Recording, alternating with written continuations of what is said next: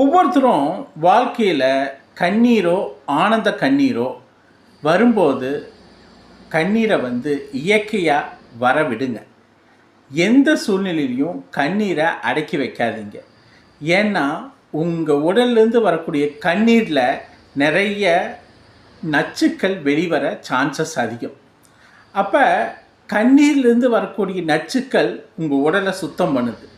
So அதிகமாக கண்ணீர் விடுறவங்க extra வாழ்கிறதா ஒரு ஆராய்ச்சி சொல்லுது.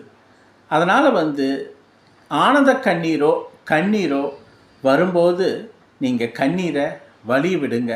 அப்படி வலிய விடும்போது என்ன ஆகும்னா டாக்ஸின்ஸ் உங்கள் உடம்புல இருக்கக்கூடிய டாக்ஸின்ஸ் வெளியே வந்துடும்.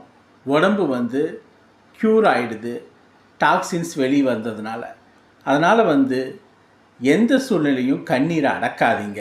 அது உடலுக்கு நல்லது.